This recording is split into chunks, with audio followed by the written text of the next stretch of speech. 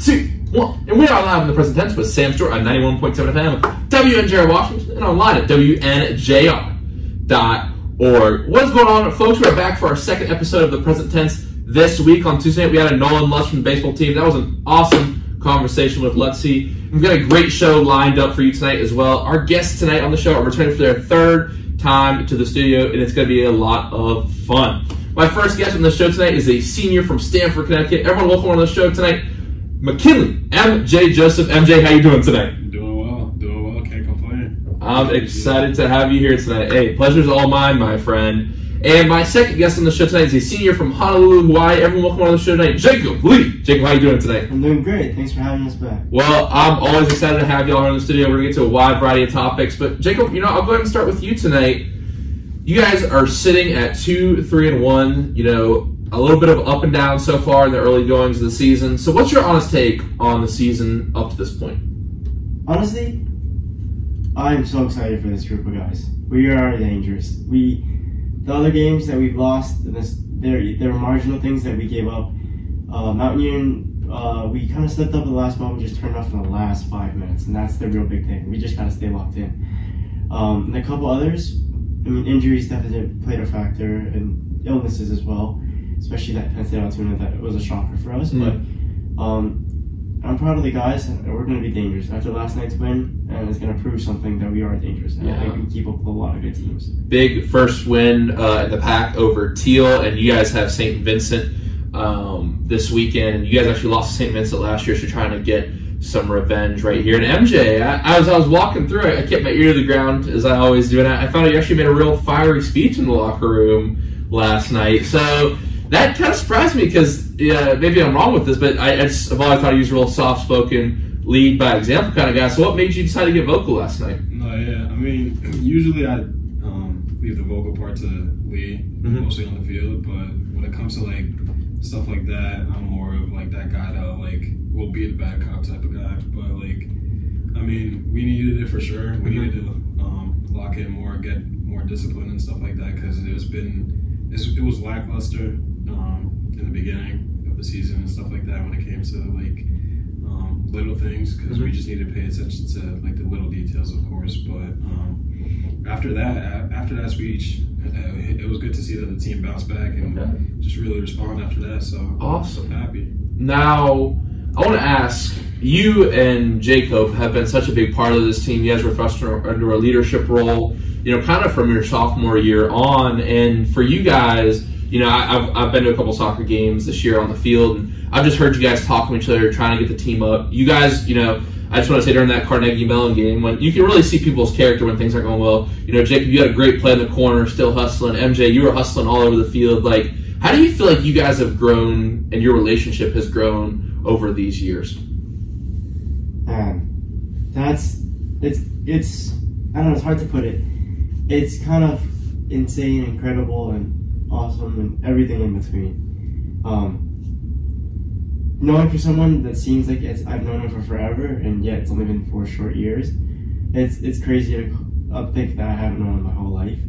And so the whole idea that we were already so close off the field, on the field, and is to be growing as captains from the same point, we've definitely changed from last year to this year. I think their leadership styles and how we lead the team is very different. I think we've matured in a way where we're not as gung-ho as much, I'd say, but we're definitely better at, I think our tactics this year are a lot better as our team is more cohesive this year. So I think we've matured a lot, and I think that part of the reason is because we get to bounce off each other, and we're always talking with each other. As soon as we get home, we're always in each other's rooms, bouncing the ideas off each other, what we can do, brainstorming, stuff like that. So I think it's crazy how 4 years have blown by, and our relationship has changed so much, and it's thankful for it's both on and off the field, and I think we've matured a lot. That's awesome. And MJ, can you kind of just talk about, both your relationship with Jacob and how that's kind of grown as captains together, but also that maturing process? And you guys can, stick on this topic for a second. Just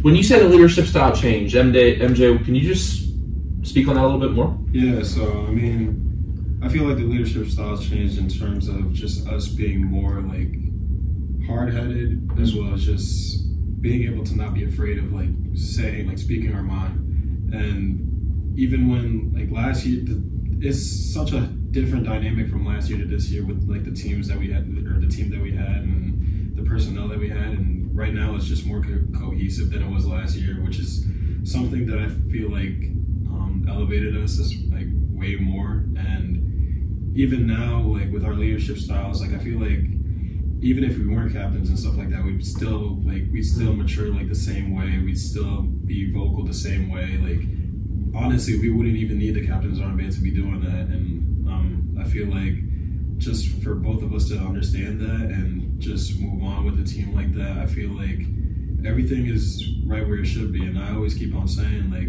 in due time, things will fall in place. And I always keep that in the back of my head, and just understand that, like, everybody's going to have their day. And knowing that you were in the same position that everybody else was in, just thinking back as it's like switching back to that freshman mind, you got to understand like how players are and how they are, so that you understand better how to like talk to like your players and stuff like that. So I feel like that's something where we've done way better in the past years. So yeah. Wow, that's a great answer. And just, I mean, maybe it doesn't quite hit as hard for the viewer at home, but for you guys, you know, I know you guys are both a little bit more on the soft-spoken side. You guys are just really chill guys. You're not going to get up at anyone's grill just randomly, you know what I mean? And, you know, to say you guys have matured, like, to hear that is, like, it's just an awesome and really inspiring thing, because, like, you know, everyone has things that they make adjustments to, but the fact that y'all have see all that need and stepped up, and what I see y'all doing, and, you know, getting vocal out there when everyone's kind of, you know, it's a blowout game versus that Carnegie team, and you guys are still out there pushing people, being vocal. Like, honestly, it's an inspiring thing. So I just wanted to say, like, you guys are doing a great job with that. Thank you so much. Appreciate it. Yeah, of course. Now, it's interesting you bring up the freshman mind, because you guys brought, you know, a championship to W&J at first. Now, I'm going to try something new tonight, and I can play this on the air because it is my own interview. I'd like to, if you don't mind, just play something for y'all right now. And this is from, I had it pulled up. This is from Will Keeber's interview at the end of last year. And I just wanted to get your reaction to what he says right here. So let me go ahead and play this now. And it was kind of the question, just to add some context, was I asked him what was the biggest lessons that he had learned during his time at W&J, and what he felt, you know, was the biggest way that he grew as an athlete. So let me go ahead and play this now. Think about it, but I got you. Yeah, so probably the biggest lesson I learned, I guess, is you know, it's very easy to, you know, I guess, be content where you're at, and you know, I guess, you know, to elaborate on that a little more, is I came in as a freshman and sophomore. We won the PAC championship, and then it was like my junior season, everything just changed. We only lost a few seniors, but I feel like everyone was so content, I guess, you know, and with everything the way it was going, and we didn't even make playoffs. So I feel like, you know, keeping that momentum rolling and not being content as well. So that's Will Keeber, a player who used to play at W&J Soccer. So what are your thoughts on Will's take right there? Because his brutal honesty in that interview kind of, honestly, I mean, took me aback, and he just felt like that the team had taken some moments for granted. So do you guys have any thoughts on this with his kind of honesty in that moment?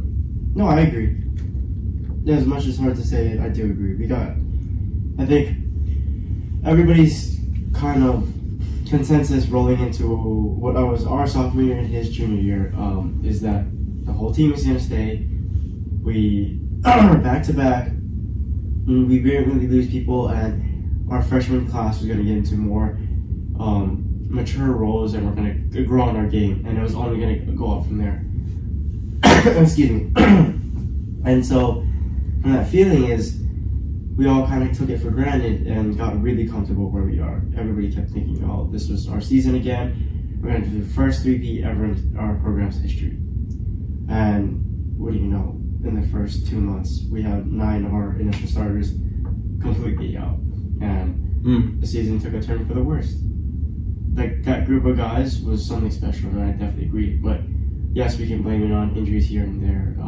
Unfortunately, I wasn't able to play that season, but I think what he's right is there was a bit of complacency and a sense of being content because they had done it twice, and the older groups had done it twice. And so I think what's interesting now is that kind of fueled me and MJ, especially in our older classes now, for the past 2 years, that we need to be back there. We need to get there because we know we can. And so last year was frustrating because I think that fire was there, and I think this year again it's even bigger. But we have such a good group this year, so I'm excited to see where we are and where we go. MJ, and I just I'll give you a chance to respond, but can you just also speak on that idea that Jacob brought up of like your experience has fueled you to this point, like your past experiences and maybe going through those seasons where you didn't feel like you guys came together in the way that you could have. How has that fueled this current moment? Yeah, so I mean, freshman year, obviously, we won the PAC championship, and then getting into our sophomore and junior season, it was just like a sense of complacency, and then missing playoffs back-to-back years, and I mean, it sucked, and just being like sitting at home knowing that you could be there, like in the playoffs and watching other teams play while you're just sitting at home, it's just like such a deflating feeling. And I know, like, even right now, like before I had my speech, it was, the complacency was still pretty much there too, and it wasn't until I had my speech and then started yelling at the guys, I was like, I don't want to sit at home again, and that's something that I'm not taking lightly. I don't want to go out in my senior season without making the playoffs at least one more time and giving myself a chance to ultimately hoist the trophy again. So, I mean, that's something that I kind of reiterated back in my speech, and then, I mean, seeing that practice after I had that speech, it really like fired the guys up, and then they responded. And yesterday was our first game since that practice, or since my speech and stuff like that. And then you could really see the energy shift and stuff like that. And then it was just a great sense of leadership from Lee and myself, but also the younger guys too. Like, we have this kid named Ethan Bowser. He stepped up into his role and fully matured into it, and that's somebody I give kudos to, tip my hat off to, because seeing a kid like that being a sophomore, like, it'd be something pretty scary. I'm not gonna lie, like, just stepping into and filling that role. But he's filled into those shoes really well, and right now the real motto is just taking everything one day at a time, one game at a time. So, but right now I feel like it's a great start. We just need to progress from here and go forward, not backwards. So that's something that has also been reiterated within our talks and stuff like that. So. Wow, that's awesome. And kind of going with this theme of growth and change, how do you feel like these 4 years and playing these 4 years of soccer have changed you as a person? It's changed me as a person by really, like, viewing everything for what it is, but wanting more. And I feel like, going back to that complacency part, like, I just don't want to be good for where we're at. Like, we had a 3-0 win yesterday, but I'm happy about it, but I'm not happy about it at the same time, because there were some chances where we could have made a lot of goals, and then just getting some crosses in that were, we could have had better crosses. We had times where, I mean, if you look at the box score, like, they had 14 shots, but 0 were on target. But it only takes one little thing to, like, for us to mess up, and those, like, mental lapses. And Mount Union was a key game where we saw that, because we were tied pretty much the whole game until like at least at the last 5-10 minutes, and then it was just a mental lapse from a free kick where no one was paying attention to the guy taking the free kick and the guy that ultimately scored. So it's just little things like that. But yeah, I mean, so it's like that idea of never being satisfied. Yeah. Not.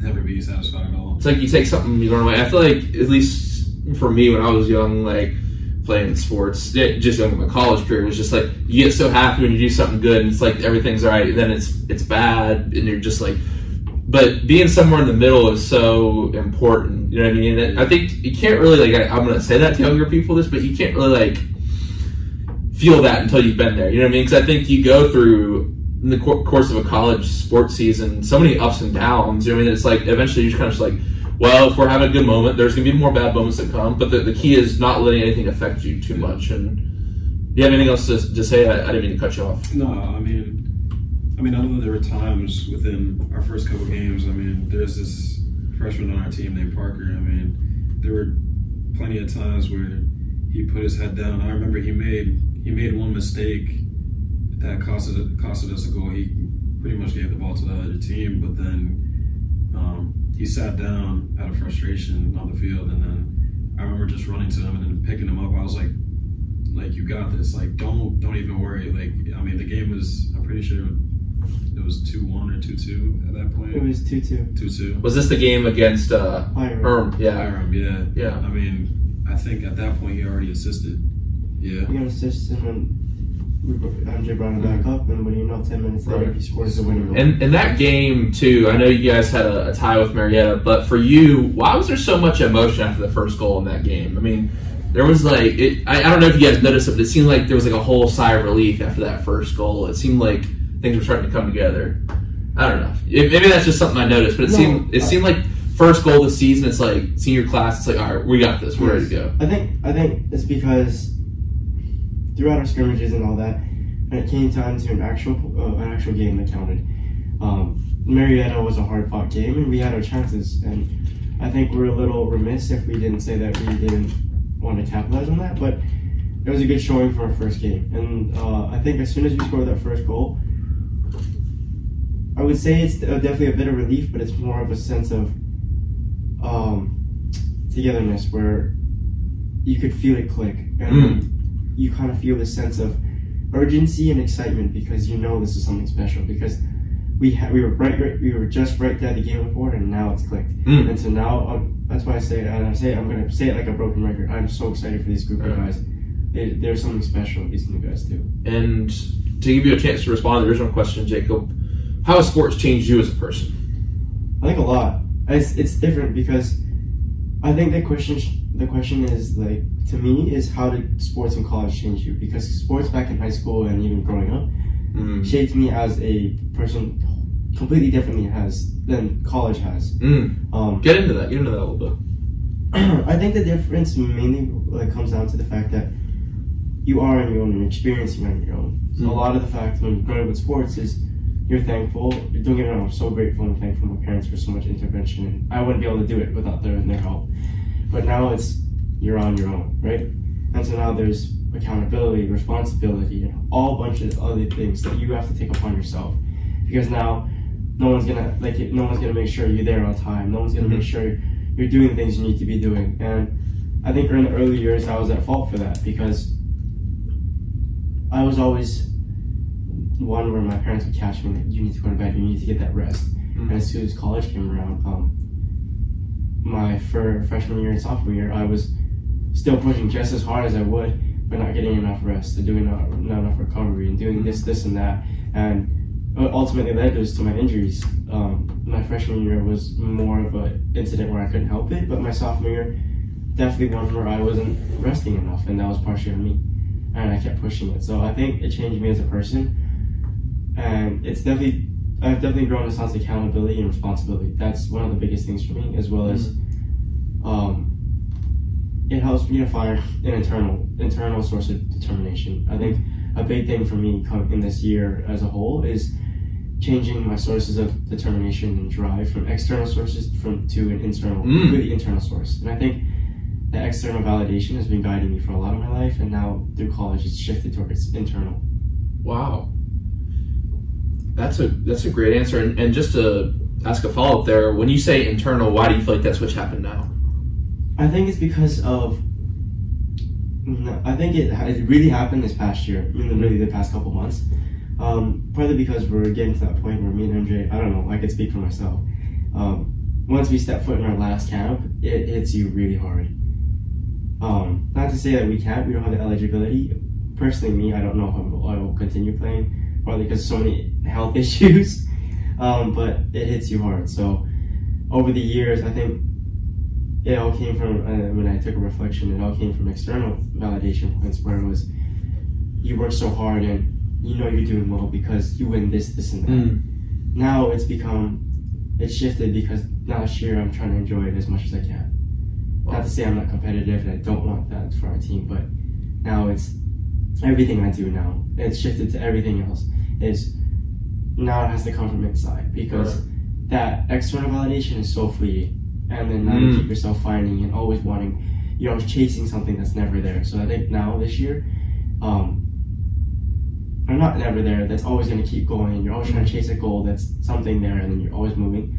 I think now getting that sense of internal validation is a big thing for me in the past couple months. Well, that's extremely powerful. Thank you for sharing those answers. And one question that I've been really excited to ask, although it kind of touches on some themes we spoke on there, but at that award ceremony last year, I brought up the question, why are people drawn to stories in sports? And that's been the theme of the present tense season 7. I've heard some great answers. I've been asking people, whenever I hear something new, I try to bring it up. And one reason that I really wanted to ask, this particular question tonight is because the first time I had you guys on here, MJ was just giving this beautiful, beautiful speech about, there's the winning and the losing, and that's what makes sports beautiful, and it was amazing. And Jacob, you were on the edge of tears when you were talking about your knee injury and how important that was to come back, and how you felt powerful after that happened. So I'm just going to turn over to y'all.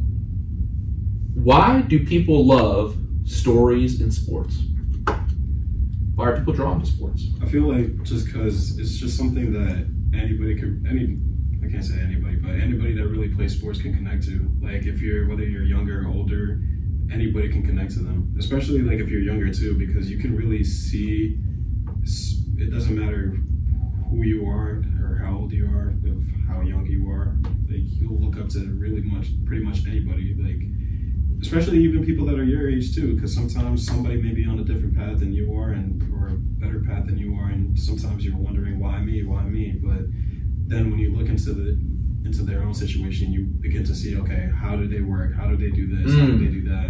And you begin to question yourself and what your habits are, and then you want to pretty much emulate the same things that they're doing so you can ultimately get to where they're at.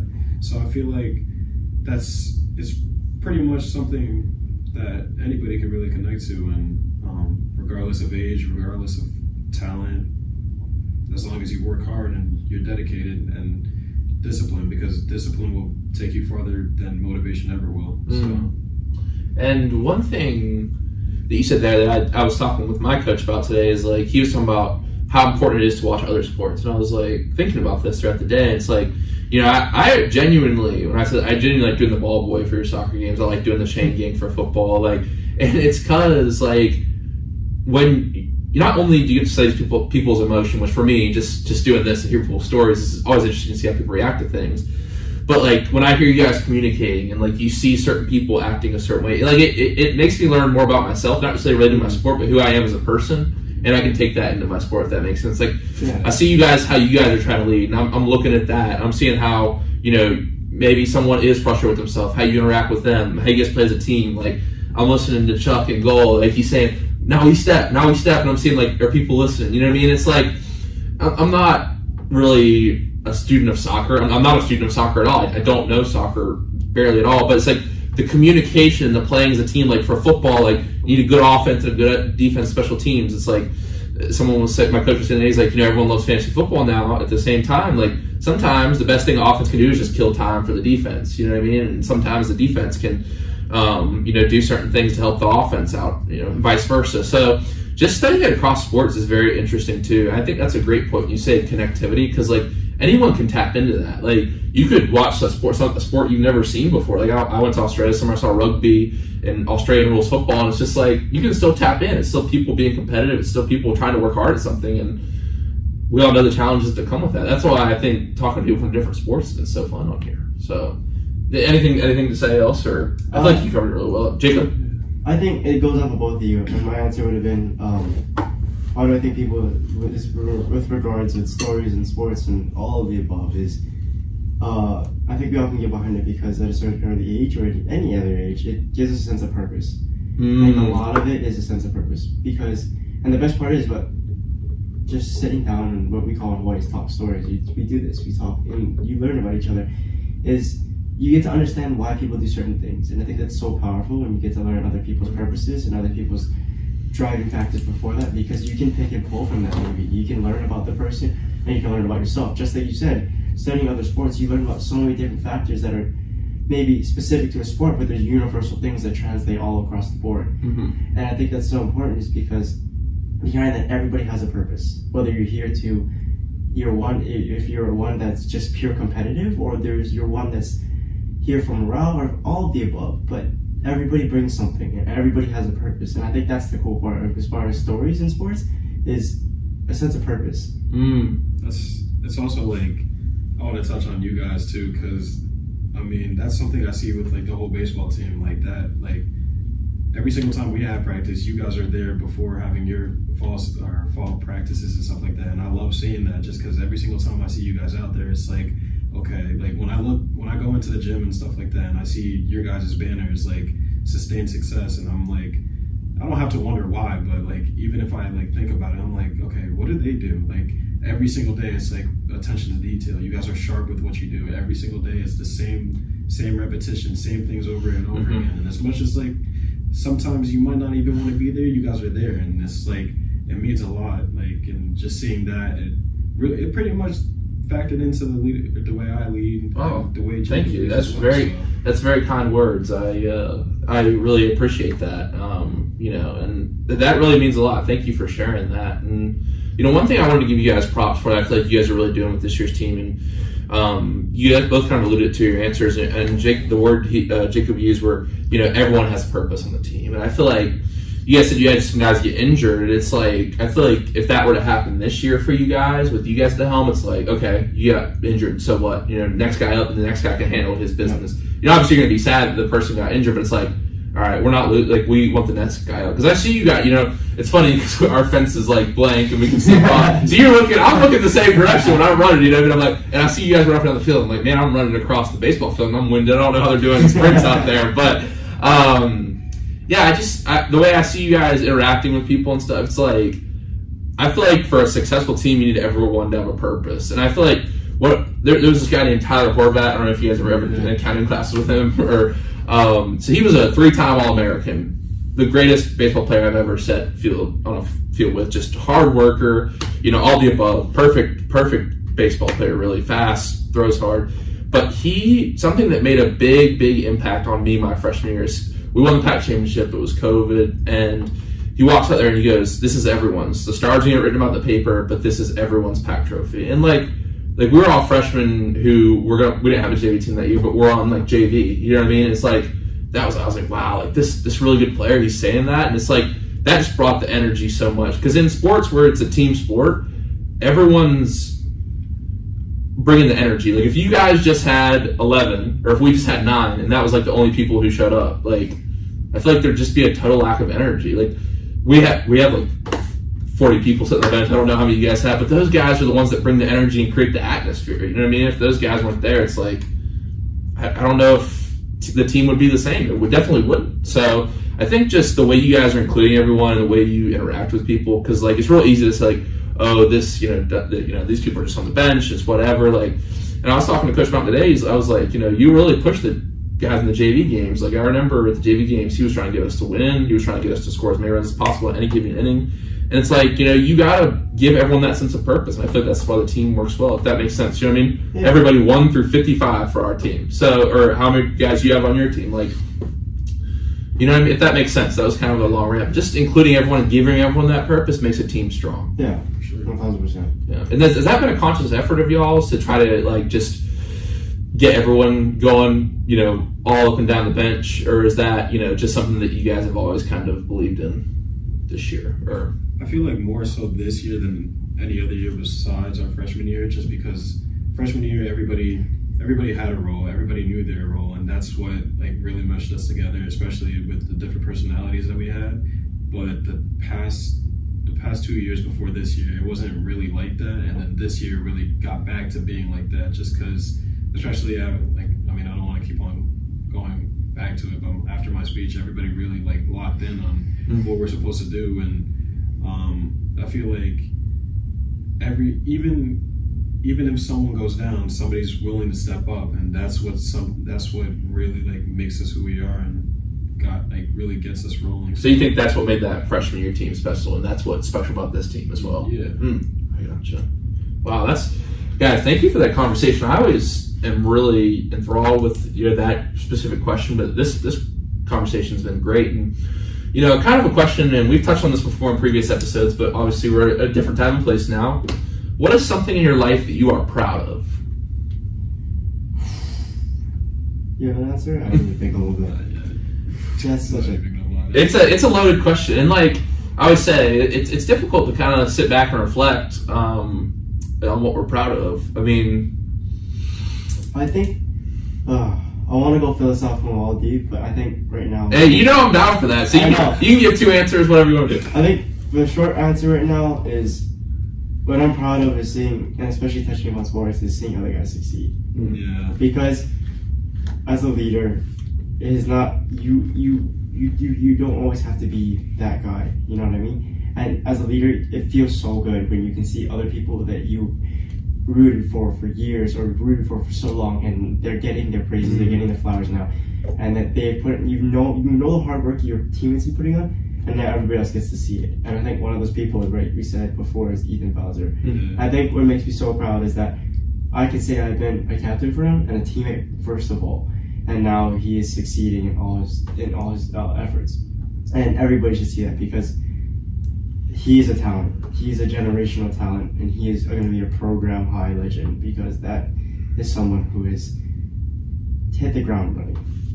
I think it's a lot of things, but that is someone that is very, very talented, very hardworking, and one of the greatest personalities. And I think the short answer is, as a leader, it makes you so proud to see other people succeed because everybody says, oh, like in soccer, oh, you're the captain, you must be the best player. And well, some of the times that's true. A lot of times those people lead by example and they put up stats and this and this and that. But I think that's a common misconception. I know you're about to get to that, but yeah, I think there's both roles. I think MJ's more one of that, more than me, because I think just maybe by roles, but as a center back where I play, it's not the most glorifying or not the most like entertaining role. You kind of just do the dirty work and you hope and you pray and succeed, your team will succeed. And so I think that's the greatest thing, is letting others succeed and knowing that I played a role, or even no matter how minute or small I was. I think that's the biggest thing for me. I mean, I pretty much have the same answer. And going back to Ethan, like that kid is special, man. Like, and what makes it even like crazier is that he's so humble about it all. Like, no matter what, like, I remember, I remember there were times where I'd say, oh yeah, I want to take penalties, this, that, and stuff like that. And I remember the first game we had a penalty, coach was like, Ethan, you take it. And I was just, and Ethan looked at me, he was like, no, I want you to take it. I'm like, Ethan, I don't care about my stats. What coach says goes, and if you're the one to take it, you're the one to take it. I don't care about, and I told that to the whole team. I told them I don't care about my stats. If I have 0 goals and 0 assists this season, but we win, that's fine by me. I really don't care. Like, as long as I'm doing my part and everybody else does their part, that's all that matters and stuff like that. And another person, I want to give flowers to is Lee too, because I mean, I know how it's been for him, just getting injured in the pack final our freshman year, and then not being able to play our sophomore year, and then just bouncing back and being someone that he'll be the most competitive guy on the field year in and year out, and just always giving his 100% effort, being vocal and doing the things that he needs to do, being the guy that does the dirty work and stuff like that. And just see, like, right now, like, seeing him succeed Like right now, for the past few games and stuff like that. I mean, I know he got sick for one game during that Penn State Altoona, but no, like besides that, like he's been great for us. He's been rock solid. No errors from him really, and every single game is you'll get the same type of consistency from him. You'll get the same energy from him no matter what, and it won't fade away. Wow, great answers, guys, and I just and Kayla Dockery pointed this out when she came on the show, and it was like, she said, like, I know a lot of people, I know of a lot of people on campus, but like, it's hard to make those connections, and it's just funny because the way I think people have connected over these 4 years, it's like, I remember Jacob getting hurt in the first game. I remember you guys, it's just funny, like, I just didn't know you guys at the time, and to be able to, like, know you guys' stories a little bit, and like, Jacob's come back from injury, and even, some of the struggles, ups and downs you guys have gone through that you've shared, just been so special. And like, I'm just saying that because you talk about that. Like, I remember being there on the sideline when that happened. You know what I mean? Because that, at least to me, that feels like it just happened yesterday. Like that back change. It's just, it's gone by so fast. And I'm sure it's, man, to me, it's just gone by so fast. Because when you said that, I was like, wow, that was 4 years ago, Jacob hurt me in the championship. God. Wow. Yeah. Something, man. It's now. Talking about kind of syncing things up, looking back on things. Up to this point, if your life were a movie or a book, what would it be called?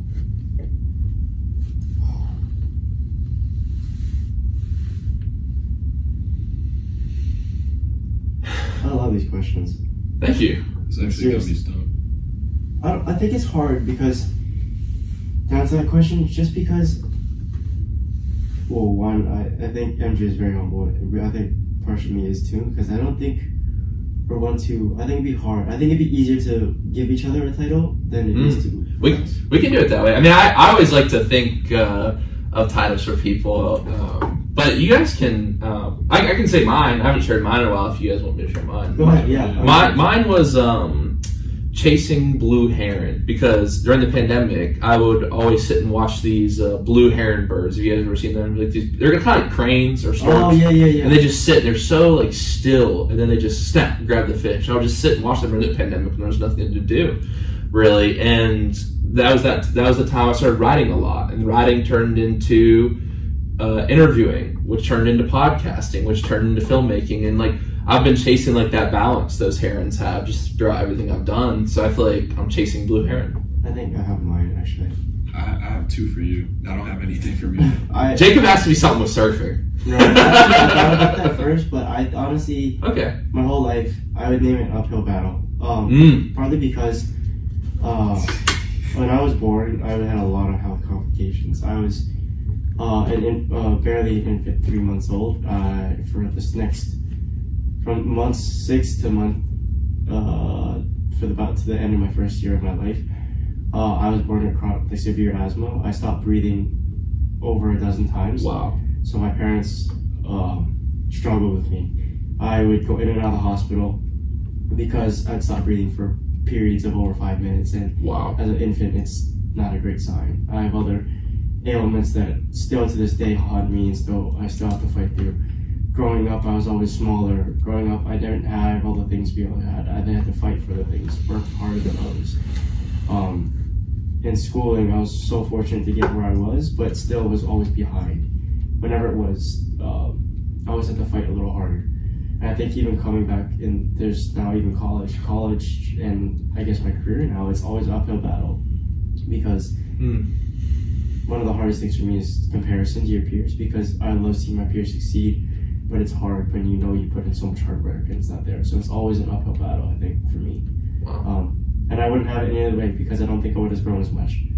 If it wasn't hard, I don't think it'd be worth it. So I think that's my take. And that was your quote of the day the first time. If it was easy, everyone would do it. And I think that I've had asked the question periodically, if the situation right after that, what would you go back and say to your freshman yourself? And I think the final kind of answer that kind of wrapped up that question is like someone said on the show, I wouldn't go back and say anything because it's all part of the journey. Exactly. So it's like, if you could go back to your freshman yourself and say something, I would just tell them to enjoy it, really. Like, I mean, you got to learn those lessons. Yeah. So even when it came to surfing, my first real experience was horrendous. I was 6 years old. My dad took me out, and He pushed me. I got through the lineup. So I was terrified, awfully terrified. Well, I mean, it's also you're surfing in Hawaii, which is like, you know what I mean? Awfully terrified. Got off the board, fell off. Look up. Next thing you know, this lady came. Couldn't move, and I had no time to move. I ducked down. She had a single fin. Large fin, straight over my skull, right through it. Nailed it as a child, as a 6-year-old. Came up crying, and I had to paddle right back out. And that's another thing. I think every aspect of like that I tried was up about. Even soccer, I was nowhere near the best kid in the world. Growing up on my club team, I was always on like the lower team, the JV team, the second team, and it was a struggle. And not till maybe after like 13, 14, 15, where I was starting to push myself extra hard, that I saw some product or results.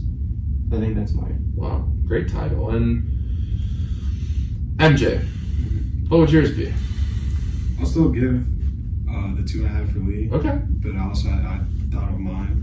The 2 I had for Lee was the Ultimate Warrior and then Unmatched Mentality. Wow. And then awesome. Wow. I get my turn, chapter. and then for myself, I'd say the Underdog. I mean, throughout my whole life, I felt like I've been an underdog. I've been counted out so many times, and then there were times even in high school where I'd be snubbed, and I mean that just made me want to work harder, push harder, and be better. And I mean, sometimes I'll go into a deep hole, and just like not even post anything, not even post social media, because I just want to work. I know there's a lot of people that would post their workouts, do this, do that, but then sometimes for me, like, I just need to, like, I think I posted this was as a caption was silence out the noise, and that pretty much helped me a lot when I did that, just because I knew that if I could work hard and do the things that I need to do and get things done and do the things that I gotta do now so I can do the things I want to do, that will just help me all the way. That's something that pretty much got me to where I am today, especially throughout my whole college career. And I felt like there were times as well, like I've been counted out personally and as a team. And even the beginning of this season, I felt like we were counted out and underdogs just because they had us, I think, like 7th in the preseason pack poll. And I mean, I just want to say for all the pack teams out there, like, we're coming. Like, I don't care where you could have us at the bottom of the table right now, or even like whether it's preseason or even right now. I don't care. Have us right there. Even if you go to this school and you think that we won't make playoffs, that's the type of energy I feed off of, and it's always been that underdog mentality for me, and I can't like stress it enough. So wow, that's awesome. Thank you for your answers, and Jacob, I wanted to give you the floor. I also have 2, partly because one is actions speak louder than words for him, and one is the hardest worker out there. If you don't know MJ, there's a lot of times where he doesn't have to say anything, because what he does speaks louder than what he needs to say. There's so many times, and I can't count, that we are in training, in season. He's doing all the classes, going to every single thing, waking up. This guy, I know if anybody doesn't know him personally, he gets like no sleep. Because he's always up late working as hard as he can, and next thing you know, I hear the door open when I used to live next to him. It's at 5:45 every single morning, getting out of bed, getting a shower, and going right back to it. Wow, you get up at 5:45. Is it you go just to lift, or no? It's wherever. If it's schoolwork, if it's lifting, or if even at the field, he puts, even during the season where we shouldn't be, where sometimes like I can't because I need to like slow down, and the trainers are telling me like I can't train. Little do I know, I come out to the field, look who's been there for an hour and a half prior to our training session. It's already 2.5 hours. I've just been there. Wow. I've just been working every single day and as hard as he can. He's doubling everybody and what they do. It's because it's been him. And so I think one of the things you know about it, one thing you hear about it is he won't tell you what he's doing. But you damn well will see it because of the results he'll pull out. Wow. Thank you for those answers, guys. That was just really, really deep stuff. That was awesome. Thank you for sharing those stories. And let's go ahead and take a break. We'll get to some fun stuff here in a second. But of course, It's time for our trivia segment here on the present tense. And let's go ahead and put this music in the queue here. All right. 100% so far. You guys are 100%. That's right. I did mark that down. Can't miss one now. Can't miss one now. Can't miss one So now. much pressure now. Okay, so let's go ahead and pull up the trivia for tonight. All right. Medium difficulty tonight. So, of course, you guys know how it works. We'll go to the break. You come back, have time to answer before we do some fun questions. What is the record for red cards given in a single soccer game? Is it 36, 6, 24, or 12? Number 2. Which 2 countries participated in the first international soccer match? Is it A, Germany and France, B, Germany and Scotland, C, France and England, or D, Scotland and England? We'll get your answers after the break. This is the present tense with Sancho 91.7 FM at WNJR Washington and online at WNJR.org.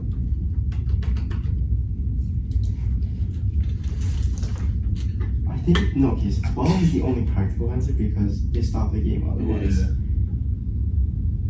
I don't know. I feel like it's Scotland, England. Just because that's like the wild card one. It definitely could be Germany or Scotland or something. I don't think it's England and Germany because that's like the obvious answers. I want to say Scotland in there for whatever reason. Do you remember the third one? It was Germany. Germany and France, Germany and Scotland, France and England, or Scotland and England. You don't think? No, I don't think France is. Yeah. So I think we count out the France ones. It's either Germany and Scotland or England and Scotland. England and Scotland makes sense geographically.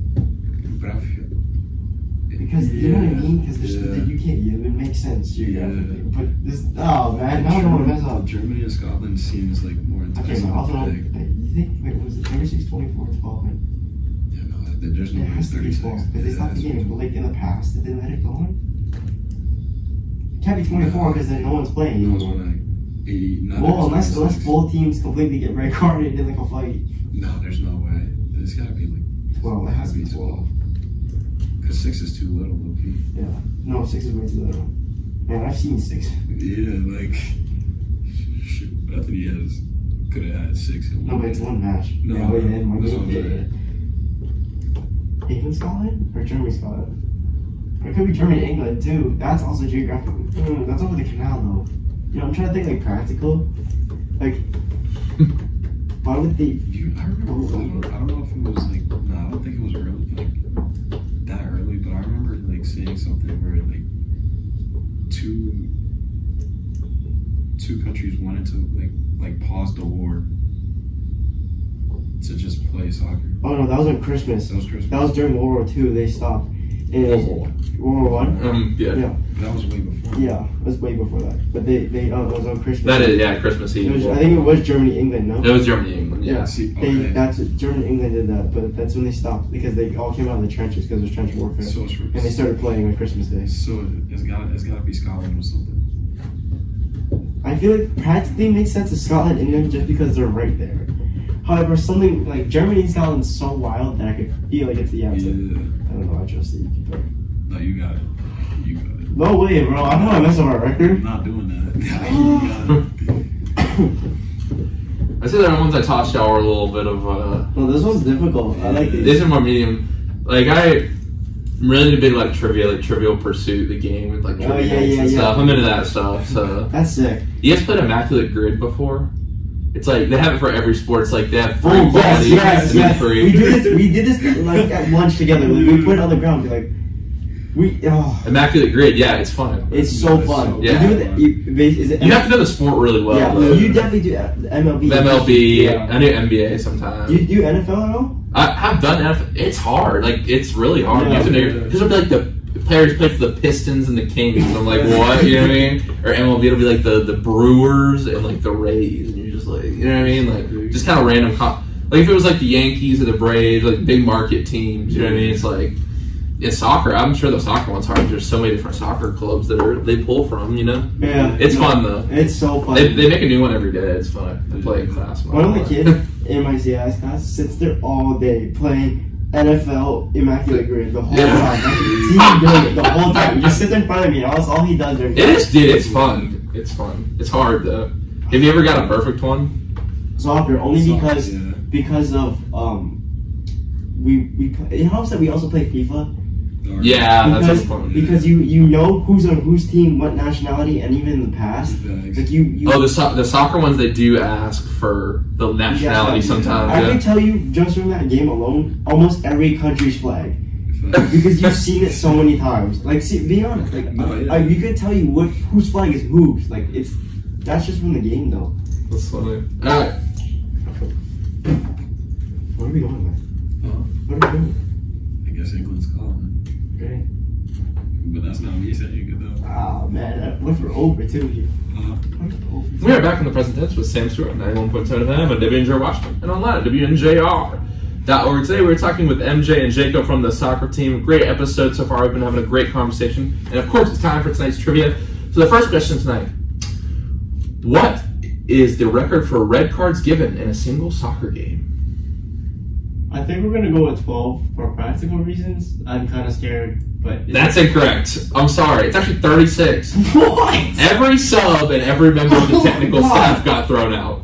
In 2011, referee Damian Rubino set a world record by giving out 36 red cards in a single match between Claypool and Victorio Arenas.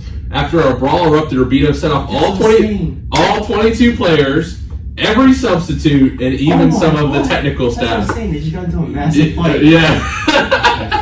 That's wild. Okay, I want to go to Germany, Scotland. Have you guys ever got a red card? I did. I have in the past. It was WJ? No, thank God.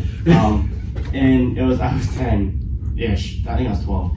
And I was sliding there's a ball over the box, and I really want to score because I don't get that many opportunities. So I started sliding out. Little did I know the keeper went to save it, and so I accidentally slid cleats up into his face. Ooh. Yeah, I got it right. I mean, I've seen like it's almost like a quarterback in football. Like the goalkeeper is extremely protected when he has the ball, right? Yes. So like you can't, if you try to like bump him or anything. I mean, obviously you can't do that. But. Yeah. So that's why we get so protective over Chucky. Oh yeah. Because if someone checks him. When I'm a ball boy back there, someone messes with Chucky, you know I'm running off. What about you, MJ? Ever got a red card? Me, so it's actually crazy when I talk about it, but I've never had a yellow card or a red card in my life. Knock on wood. But the first ever yellow card I've ever gotten in my life was last year. Was it versus Teal? No. I remember you had like a hard slide, like a hard challenge. It might have. What? You've never got cards ever since last year? The first card I've ever gotten in my life was last year. What? Yeah. I think I remember the play. I just remember you came in just hard, just trying to get the ball. And it wasn't dirty, it was just like you just came in really... Oh, wow. I cannot say the same. Yeah. I want to like go into like hard tackles and like hard aerial battles, but like when it comes to like getting cards, I low key can get out of it. I'm not gonna lie. But yeah. Yeah, that's funny. That's funny. Dude, I'm not gonna lie, like I feel like being a soccer referee is kind of hard just because there's one guy out there. Like there's stuff happening because the line judges can't call fouls, correct?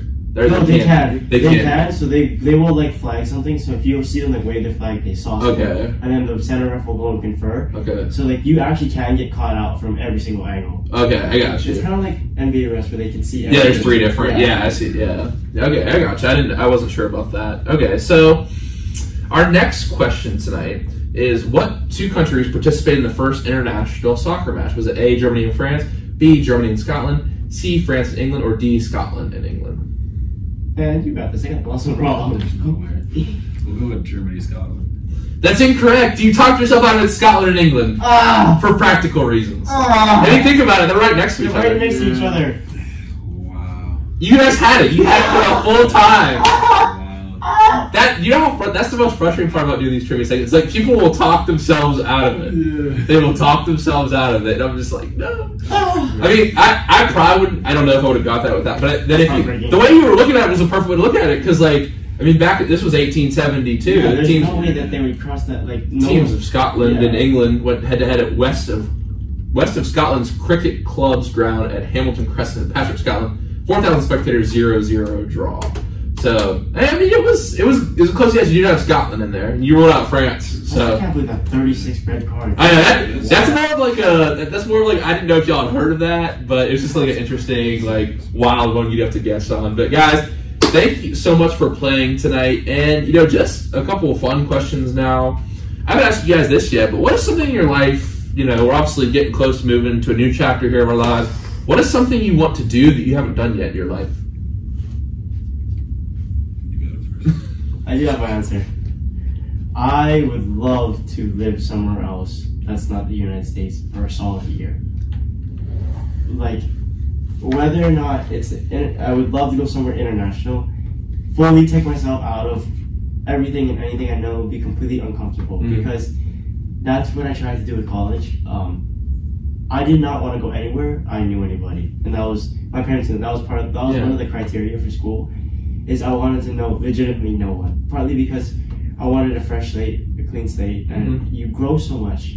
For sure. I think I wouldn't have chosen any other way. Although I have like my quarrels with this, and that, or whatever. But the cold weather and no waves? I think it's because career-wise, my friends all come from big name schools and this. But like, I don't think they're all the same person as like personality as a whole. And I am far from what I was. Are they like surfer types, or? There is a whole bunch of things, man. They're just like, some of them, it ranges from some of those that just want to sit at home, surf all day, nothing wrong. Yeah. And then one of my friends who's now at the highest level of investment banking at JP Morgan. This goes from big finance, bro. Oh my god.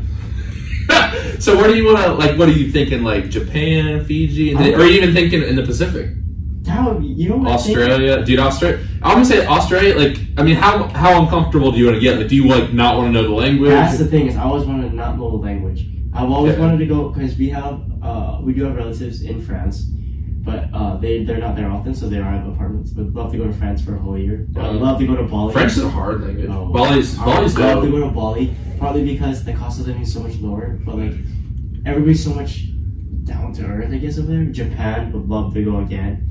Really, I want to go. I heard the surfing is good in a lot of spots. Oh, Bali's crazy. So it's funny because when we went to Australia, everyone was like checking back in because when people vacation there, they go to Fiji. Yeah. Because the Fiji and Bali is some of the best surfing. Yeah. I know you said you almost got barreled this summer. Any crazy stories from surfing this summer? This summer, I actually have not. This is the most I have ever surfed, probably, and the most comfortable I've ever been surfing. Nice. Probably because I had a board that was a little too thick for me, and like it was too dense, like too many liters in the past, and then I grew a little bit, I guess, as far as weight wise, so now I actually can like comfortably maneuver it. Nice. So I was surfing a lot more scary breaks though, which made it better because you get up and I was looking down and it's like a foot of reef, and I'm like, if I miss this, which I did on one of them, I'll show you the picture after. I got dragged on the reef, all cut up and everything. So. I'll tell you one thing that freaked me out, and I'm guessing you probably still haven't surfed on the East Coast. No knock against you. You're not missing too much. But I mean, we did have some bluer water this summer. But when I went to Australia, like it freaked me out being able to see my feet. Oh my god, you can see everything. It freaks you out. It's like cool because like the waves. Like I didn't realize that all that water that comes y'all's way, Australia's way, comes from the Arctic. You know what I mean? So like it's like perfect. Like it's like what you see in like a Coca-Cola commercial with the polar bears swimming through the water, like that clear blue, and it's just like amazing. But yeah, I think what's also like different from like the East Coast to like not just places that are really good at the East Coast, but just like the coves. Like there's so many different breaks, and I'm sure it's the same way in Hawaii. Like it's like in Australia, like, we were at this place called Manly Beach, and then we went to Freshwater Beach, and it's like just a little bit of a different, but it's a whole different break. You know what I mean? It's not like just you know what I mean? Like you can have a set of the difference in reef and the difference of tide can change 2 spots right next to each other. Wow. Whether they'll change between lefts and rights, and how they break, whether they're farther in a pool, in or out. And the thing is, like, some parts you'll see like the break change because you'll see this rock that sticks out of the water, and every now and then your position will change based on the time of day, and like all these other factors. And like some parts of our beaches are receding and they're growing, and it's a whole bunch of things. So wow, that's really. And my friends were crazy because when they came down, I was opening my eyes underwater. They're like, the friends from W&J. Yeah, so I brought some people down this summer, And they were quite surprised that I opened my eyes underwater because I guess it's the East Coast thing. You definitely won't do that on the East Coast. If you live in Connecticut, you've been to the beach, right? Before it's I've done it a couple times. No, but like I consistently. But like, you can't. Eyes open. Yeah, like you open your eye, but like he's like, I mean, just being able to see. Like, I don't know about your water up in Connecticut. I'm sure it's a little bit cleaner than ours down south. But like, I don't know. I just have that feeling. But and I'm sure it's also. Do you go to the beach in the summer? Yeah, time to time. Is it cold up there? It's like it's pretty. No, it's hot. It's hot. Yeah, it's really? really hot. Really? Is the water cold? Oh, the water is like pretty cool. Okay, I was gonna say the water. Yeah. You're talking about the water. Yeah. I thought you were talking about the weather. Yeah, if you got no wetsuit, no body equipment at all, would it be cold to get in the water in the yeah. summer? Okay, Connecticut. I'm sure it's like refreshing though, because sometimes down south you get like hot water, which is not. It's not fun to like. To me, it's like cool. You go cool, no pun intended. Like when you get in the cold water and like you know what I mean. It's a little refreshing. Do you like going to the beach? Is that a thing you like doing, MJ? Yeah, that's cool. How far do you live from the beach in Stanford? I mean, I literally live like smack next to the water. So like, oh, that's awesome. Yeah, so like, I don't know too much about Connecticut. That's really cool. Do you like the state as a whole, like, or do you want to move back there? I love the state as a whole. I mean, right where I live in my city is pretty. I mean, I live 20 minutes outside the city itself, like the Bronx and stuff like that. But literally, it's a mini city, like out of New York City. So that's pretty much like, and you can literally do whatever you want over there. So. All right, very cool. Yeah, I'm just looking at the geography now. It looks really. Seems like the hiking and stuff is always really cool up there. I don't know. It's just beautiful. In the fall, does it get really nice there? It gets really nice. It does get pretty nice here too with the temperature and stuff. I feel like interesting. All right, cool. And to ask you the original question, MJ, what's something in your life that you haven't got to do yet? Then the next chapter you want to do? I've never been to Europe, so that's definitely awesome. You gotta go. That's definitely something I want to do. What country? Because I feel like you might have to take multiple trips to experience Europe. Because you got like the Eastern Bloc, which sounds like I went to Czech Republic. It's really cool. And you got like what is that? Czech Republic, really? Yeah, I did. It was really really interesting because we started in Sweden, so I kind of got the Nordic experience too, which is very like nice people, super friendly. Everyone's like super like heavy metal, tattoos. You know what I mean? Everyone loves like sports and stuff. And then you go to Czech Republic, former Nazi occupation, former communist. Like the people there just been through a lot, so there's not really trusting of Americans as much. Like you still see like the Soviet era built. Like you'll see this like beautiful like Romanesque. Holy Roman Empire bridge, King Charles, and then you'll see like the communist radio tower that put the propaganda. Oh my god! It's like it's really dark, but I mean, as a history person, I loved it. It was super interesting. Like, and then like they've got like the communist Mickey Mouse walking around. It's like old because obviously Mickey Mouse wasn't allowed in the Eastern Bloc, so it was like I forgot what his name is. It was like a mole or something. It's like they had cartoons of him instead of Mickey Mouse. And that the history is just so interesting there. But then like that's all different from the Nordic countries, and I'm sure like I've never been to France or I stopped at the French airport, but like I've never been to that. So what region of Europe are you thinking? Like Spain, France, England, Nordic countries, Italy? It might really. I might get called out for being like sounding basic, but for sure Spain or France. For sure Spain or France, because that's like, or even Italy as well. Just the art, Italy, like the culture over there. Like it seems like, and I have like a lot of friends. Especially there was just this one kid that was here that moved back. His name was Kika, and just hearing about his experiences in life and stuff like that, and the culture, like it really like put everything into perspective. Because I mean, even whenever you leave the United States, like you begin to see everybody else's traditions, like values, culture, and it really makes you want to be a part of that and see what's going on over there and see it for yourself. So, what countries have you been to before? I've been to Canada, Colombia, Panama, Colombia. Yeah. Really, I'm actually doing my next documentary is on Coach Nick Daza and Coach Sonny, who coach the wrestling team. And Nick's actually, they're both immigrants. Nick's from Colombia, so I'm doing some research into that right now. How was that? Colombia is the best. Really? Yeah, like a lot of people make fun of me for this, but I eat. Like I eat. Bro, there's nothing wrong with eating. No, he makes fun of me a lot for it, but we both eat, man. Yeah, we just don't. Well, y'all also run so much you can do that. We're like garbage. We're like garbage bins. Literally, we just don't stop eating. It's so bad. But the food over there, like, was great. Like, it was. If I were to go back to Colombia, like, and it's not even like if it wasn't for the culture or for anything like that, I would really just go back. Is it from Bogota, Medellin? Bogota, and I didn't have the chance to go to Medellin, but I think I went to From Oh, from what I've heard, Bogota's not overly touristy. Like there's, I don't know, because I heard that the dangerous areas are more the tourist areas where you're like more likely to be targeted because like for pickpockets and stuff like that. Coach Dawes had some funny stories about that when he took his friends from the States. But no, that's really interesting. Jacob, have you been to Europe? Yes. Where have you been? England, Denmark, France, and Stockholm. How'd you like Stockholm? I was in the airport. I just say I've been there, but I've never actually been around the city. See, you can't say you've been somewhere at the airport. I just say that I stopped there. Nice. Now, are you a Jimmy Butler fan or are you a Heat fan, Jay? No, Heat fan. You're a Heat fan. Everybody knows I'm a Heat fan. When I saw the Heat beat the Bucks, I was telling like a lot of people were counting us out too. And I'm not even gonna lie, like until I saw Giannis go down, I was like, okay, yeah, no, we're winning this. I'm not even gonna lie. But everybody, since I'm from Connecticut and stuff like that, you'd be more inclined to choose the Knicks as your team. Ugh. So yeah, exactly. Any New York sports team. I mean, I don't know if you like have a baseball team or a football team. Yep. Not a Yankees fan? No, I'm a Yankees fan. So yeah, they suck this year. I'm glad to see it. So. I knew we get him. The Heat has always been my team just because like that was pretty much like the first team I watched. Yeah, I was pulling for the Heat. It's the Nuggets are so boring to watch them play, dude. They're so boring because it's just bang, bang, bang. Just throws it up off the rim, bounces around, and goes. Like that's really their offense, and it all just bases out from there. I like watching Jimmy Butler play.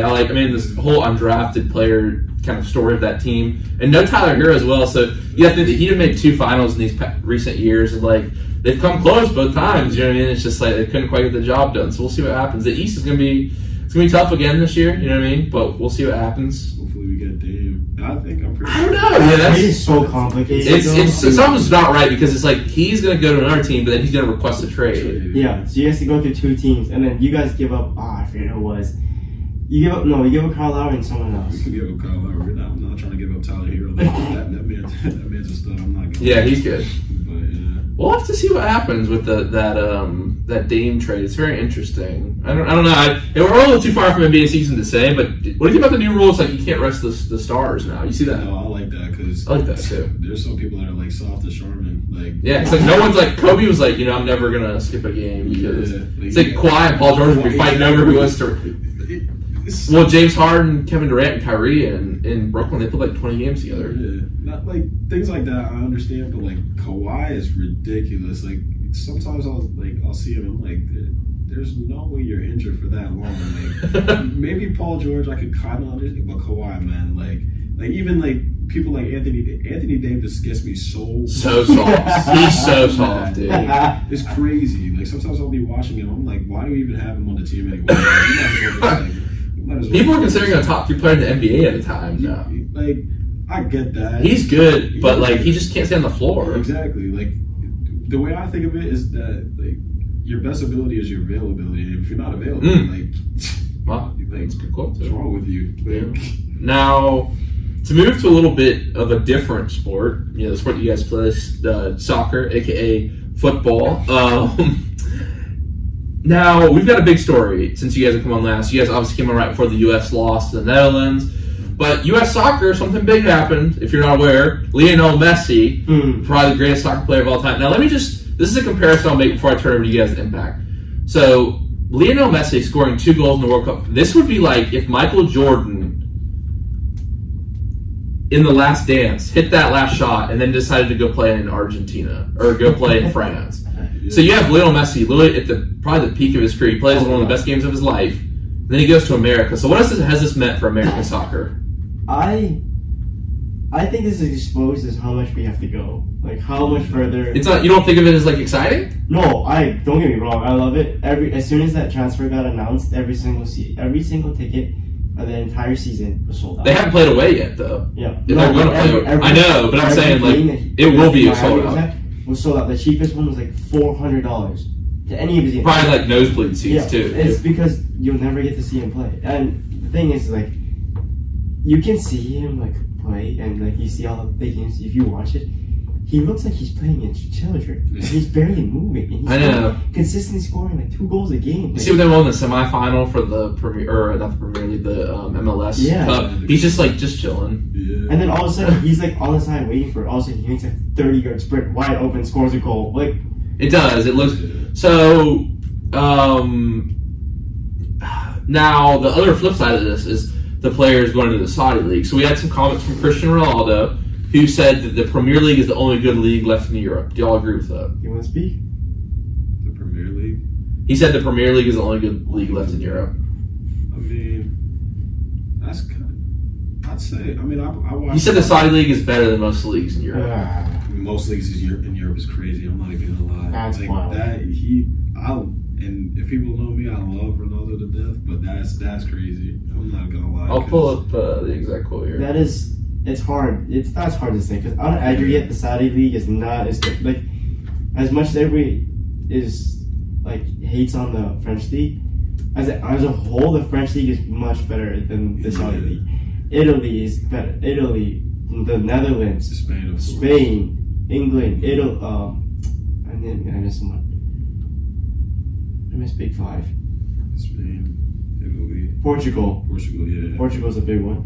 That you have all these players, and then on an aggregate, they're just unbelievable. But for the best leagues, I think the Premier League is still the top of the world. Premier League is still top, but I feel like Spain, because I watch a lot of La Liga like in my time, and I feel like they're like, if you really watch Spain, like, or La Liga, like, you'll see that it's a lot of like technique and a lot of like tactical side of things. Because I mean, England is the same way too. They're more exciting. It's more. I just want to make a correction. He said Saudi League's better than MLS, which might be true, but he said that he didn't go as far as to actually say that. That was a misquotation on my part. He actually said that a lot of leagues are slipping in Europe and the Saudi League is getting better. So I don't know if it's better than MLS, but I'm sure he might say that it's better than some of the Premier Leagues. But what do you guys think about the MLS part of it? I think only because of the expertise and the type of players that have gone there now. The Saudi League. Okay. Because they have picked up a lot of big name and players who have done it and have proved themselves to be one of the best in this past decade.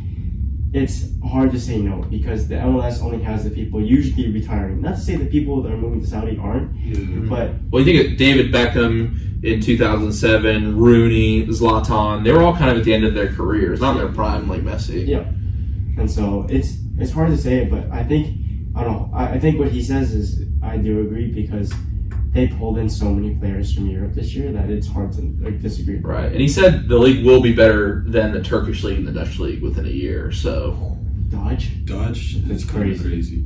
Turkish, I could see that. Dutch is wild. I mean, what's your whole take on because he's getting paid $350 million a year? I don't know when we have the golfers come on this show. I don't know if you guys have heard about the LIV and then the LIV and the PGA. LIV bought because the LIV bought the PGA out. It's like, yo, they got more money over there than they know what to do with, dude. And it's like, it'll never go away because they're investing it. You know what I mean? So it's like, I mean, what's your thoughts on the Saudi sports? Would you rather go play in the Saudi league than the MLS?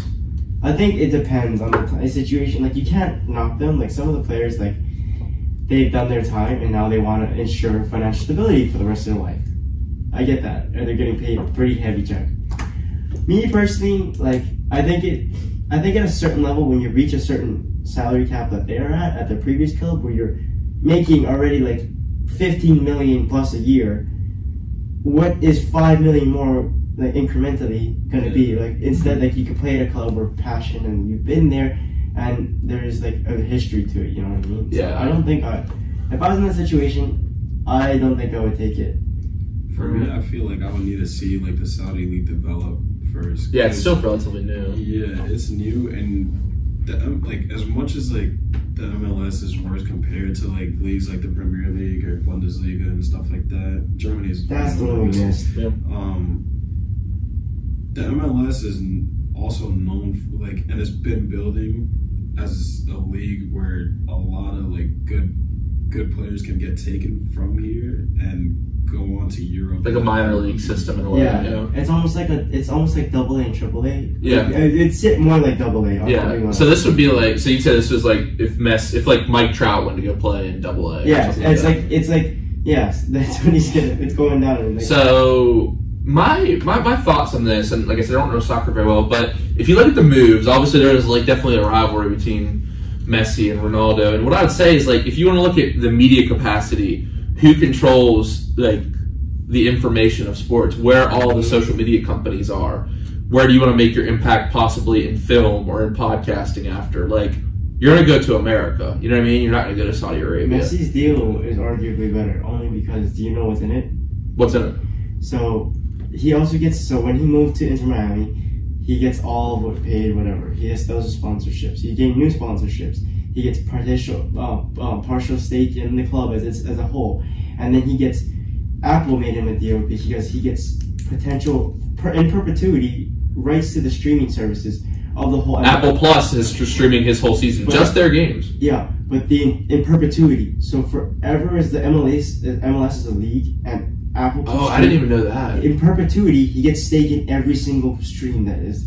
Wow. So his deal is, Ronaldo's is definitely more upfront, is a large sum. Yeah. Messi's deal is in perpetuity all the way, and it's from Apple themselves. So then you have the club stake, which is only going to increase. Mm-hmm. Your paycheck, your sponsorships that are already massive, wow. And then you have a perpetuity deal.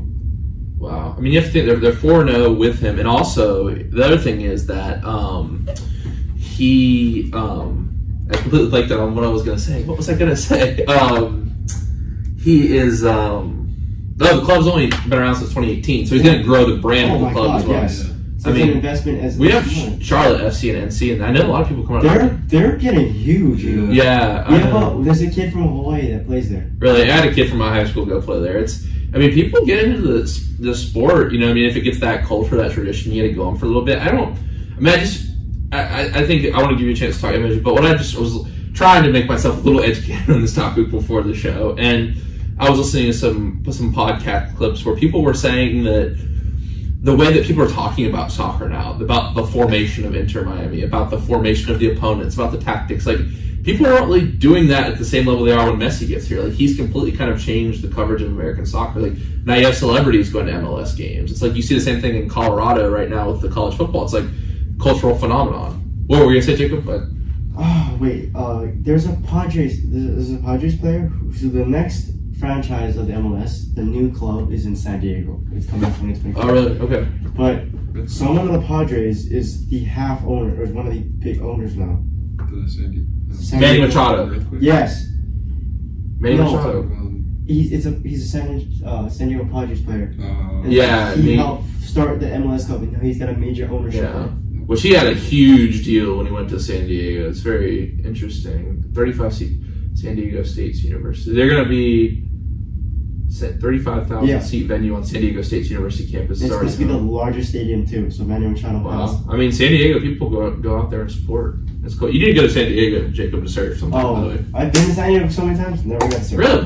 You gotta check it out, dude. And MJ, what's your thoughts on this Messi versus Ronaldo? You're a Ronaldo guy. What's your thoughts on this? I mean, it's deflated when he won the World Cup, but I mean, and that just like sealed the deal. I'm not gonna lie.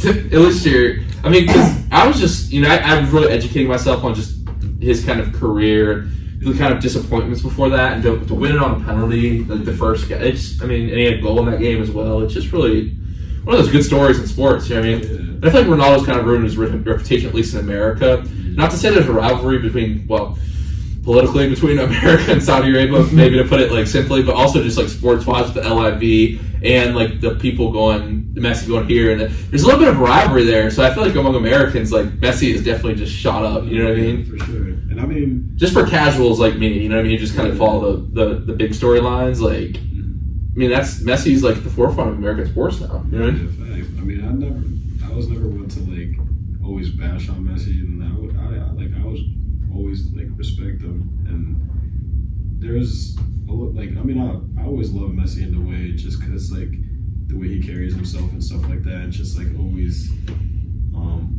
rivaled Ronaldo to make him better, as well as Ronaldo made Messi better in his way. So I mean, yeah, it's really interesting discussion. And the thing is too, in 2026 across 16 North American cities, we'll be seeing the World Cup. Let me pull up the map. Are you guys going to try to pop out to any games? So in Seattle, my parents kind of like or semi living by coasting Seattle. Okay.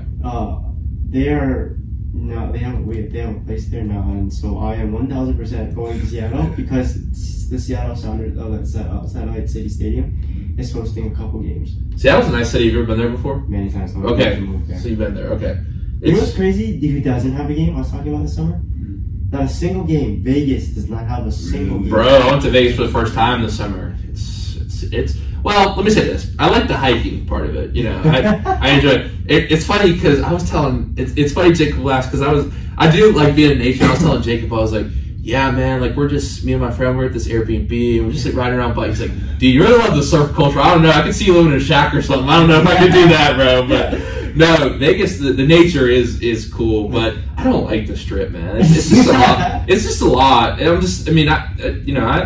I'm not really a gambler, so like it's, you know what I mean? Have you guys been before? Yes. Okay, I would suggest you go just to see it because you can't describe it. If you haven't been on the Strip, which that's what everybody knows Vegas, because once the Strip ends, it is wild. It's like desert. It's fly into, it's crazy because you can see it. Mm-hmm. It's just this little strip of land that's lit up, and everything around is just dark black. Yeah, it is crazy. Did you do any hiking at all, Jacob? No, because we were always there for play. Well, we went on to the outskirts partly because we had a lot of our college showcase tournaments there. Okay. For club, but that's really cool. Yeah. Yeah, I went to Red Rock Canyon. Okay, so I was in Red Rock once. Red Rock is cool. Beautiful. Yeah, it's like that's cool. This loop you can drive around. We went to this place called Valley of Fire, which is like a true like desert, like tumbleweeds, iguanas, and it's hot.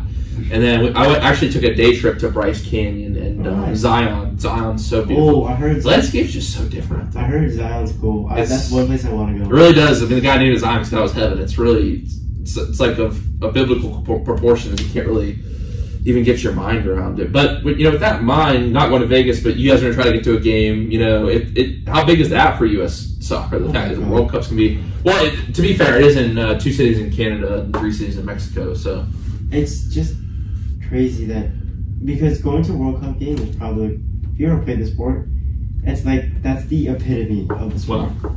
And like being able to just go there, like I don't get me wrong, would love to support the U.S., but just going to a single game, I don't know, you know what I mean? Wow. It wouldn't matter what game. Like any game that you would go to would be electric. Wow. But yeah. Wow, that's really cool, guys. That's really cool that you guys get to have thought about that, get to go to this game now. Although in 3 years, but still, that's awesome. Maybe I'll be in a spot at that point where I'll get to check out a game. It's definitely something like a bucket list thing, even if you're just a sports fan. 1,000%. You know what I mean? No, that's awesome. And one thing I wanted to ask you about, just kind of in my own interest, is Byron's Harry Kane says he wants to kick in the NFL after he's done with soccer. Have you guys kicked football before? Is this possible, or is he just like? Yes. Do you think he could play in the NFL? 1,000%. Oh my God, he can hit a ball so hard. It is scary. Yeah, I mean he's a striker, I believe. Yes, he's a striker. So, okay. I don't know about you, but in high school, like we would always be on the field prior, and like we'd be like playing, and then we had friends on the football teams like just line up, and so we're back where we were always barefoot, right? Uh-huh. And so we would like, I remember there's one day it was a 55-yard field goal, and I left seam, and I just drilled it barefoot. And the coach goes, "You want to kick for me?" I was like, "No, I'm okay." Hey, the only problem would be just I don't want to get hit either, but like that moment where it's like a bad snap or something, you gotta pick the ball and run. No, but like I can't imagine the pressure though. Like you can't knock it because there's so much pressure. Oh, the field goal's gotta be the hardest position in football besides. I don't know. I don't want to say that. Most stressful, most pressure filled on any given play. A lot of pressure because like if you're in that last snap, they call if you're 3 seconds left in the game and you have those 3 points can win you the game. When 65,000 people watching, everybody's on you. That's hard. Not to mention, so the 55-yard thing is interesting. Did you kick it with a line in front of you or no? Yes. You did? But like only 3 of them because they So the interesting thing is you also have to, because when the line blocks the guys, they'll actually jump up. So you have to hit it high. So it's like, guys will drill like 65, 75 yarders like in practice in these YouTube videos. But like when the guys are like coming off the edge and then the guys, you have to get it up. You know what I mean? Yeah, that's interesting. No, we actually have a really good kicker here, Ricky Hunter. He's been nice. Yeah, he's been doing a great job. So that was just interesting. I watched that comparison, and we're about out of time here. But I wanted to ask you, get to our would you rather for questions for the night. So one's kind of fun. or one serious? Y'all want to start with the fun one or the serious? Start with the fun one. Okay. If you had to get the soccer ball switched out next game, would you rather have it switched out with a beach ball or a tennis ball? Beach ball or tennis ball? Beach ball would be really funny because it would push the wind, but tennis ball would require some skill. I feel like. I say tennis ball. Yeah, tennis ball. Just because it would require more skill and it test your touch too. So yeah, sure. You'd have to I mean, you could probably hit it with your chest and stuff. Yeah. I say 1000% tennis ball because we've done it playing with the beach ball. It's miserable because every time it's not like the ball goes away, it'll just go straight up. Right. So it would be 22 guys running into each other. That's it. It would be funny. Sitting out there. It would be funny. Don't get me wrong. I think the field would be small. It'd be as funny as a ball boy. Probably have to go get it in the ravine down there. It's like I don't know. Someone sent, not on your team, but someone sent one. I was like. The guy was like, "You need help finding that." For baseball, it's like we lose. I'm like, it's gone down there. I'm not going. There's a pond. There's it's marsh. I'm not going down there at night, man. Got those. What are those flies in Pennsylvania called now? They're invasive. Those are probably down there. Have you heard about that? The Pennsylvania, they're flies that are red on the back. Have you ever heard about this? They're an invasive species. Yeah, let me read this because this is an interesting story. We haven't talked about this. Invasive species in Pennsylvania. Is this just in Pennsylvania? Let me. I don't know, you're on the East Coast. I didn't know this until I came up here and saw it. So it's called the spotted lantern fly, and it's just an alert that just came out this year. It's red on top, and it just came over from Asia in 2014. They just had a boom this year, and they've been attacking and killing fruit trees. So interesting, but point being, don't want to go down and get that ball. So.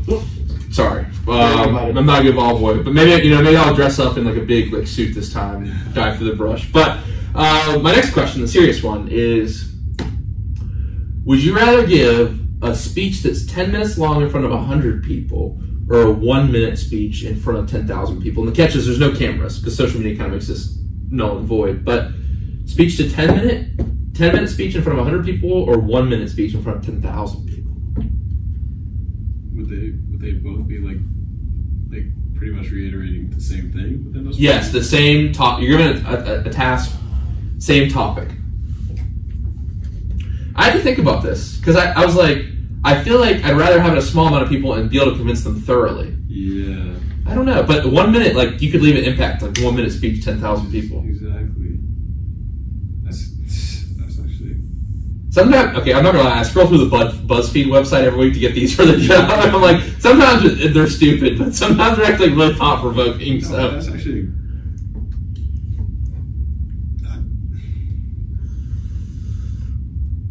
I literally just had a 30-minute, 40-minute speech, and it was in front of 30, but I can only imagine it in front of 100, but 1 minute in front of what you said? No, 1 minute in front of 10,000. 10,000? And then 10 minutes in front of 100? Mm-hmm. Okay, so I have done 10 minutes in front of 100. Okay. Pop off. No, it's because of schooling and stuff like that, or whatever it was. And I think I would do 1 minute. Although, my argument is, I think if it was for impact, I would do 10 minutes because, yes, you say that you have a bigger reach, but 10 minutes, you can convey the message deeper. Yeah, but 1 minute, though, if you got that 1 minute right, that'd be legendary because it's just 1 minute. And you have a bigger reach. And I think I would try and go for it. I would definitely try and just shoot for it. 1 minute would be tough. Yeah. But, okay, here's the thing. Go ahead, MJ. No, I'm saying, 1 minute would be tough. I don't think it... So here's my thing. It's the whole... I love podcasts. Probably not a surprise to anyone out there, but I think the interesting thing that you kind of look at with this, too, is, in the world of podcasting, the way kind of the current news model that we're kind of fading away from is, you get an interview that's 5 minutes with a news anchor, and they're but now you get these podcasts with, athletes, politicians. You got someone like Joe Rogan who kind of just does everything, one of my big inspirations, and, you get these 2-3 hour conversations. They're just really good. Some NBA, the NBA has been a big podcast scene. Some of them are funny, some of them are wild. PG's new podcast. The one with Gilbert. Do you see Jerry West called him out? He's like, "You players are so soft. Why do you guys always take a break?" or something like that. It was awesome. But Yeah, I don't know. I feel like that kind of 10 minutes, just if you add time to it or whatever, like the idea of just being a long form, I think it's more impactful than the one. But then again, if you have that 1 minute right, you know what I mean? This isn't a news interview. This is just your speech. So, I don't know. Hey, hit me up this week. Let me know what y'all think if you're listening out there. Y'all, thank you so much for coming on the show tonight. And actually, I didn't ask y'all to bring one because I got our quote of the day for the night. I've been thinking about this one. I think it ties perfectly into what we've been discussing tonight. It's been a big theme I've been thinking about some of my creative work as well. So I'm going to go ahead and read it first. Now, this is by, I'm going to really pronounce this wrong, Rabindranath Tagore. He's an Indian poet. The one who plants trees knowing that he will never sit in their shade has at least started to understand the meaning of life. And I just want to say, I feel like this applied to tonight because y'all, you do have a really young team, and you guys are planting a lot of seeds that you probably won't get to see. You won't see how these people grow. You guys will be out during life, but that's the part of life is you guys are building something that's going to outlast you. And I really respect you for that. And just keep doing your thing. Like, honestly, like, you guys have been, a great part of this school. We need more people like you out there in the world, and it would be a much better place if there were. So thank you for all the memories here coming on. And this is not goodbye. Definitely not goodbye. And I'm done speaking. It's not the end of the year, but we'll definitely stay in touch. I think it's just, it'll just be a new chapter in our lives. So I've enjoyed spending this chapter with y'all, and thank you so much for coming on tonight. Thanks for having us. All right, y'all. We'll be back with the present tense next week. I've got the Red Black World Series for fall baseball, so we might be switching up the schedule a little bit, maybe add some Sunday episodes. But until then, everyone, have a great night. Remember to live in the present tense.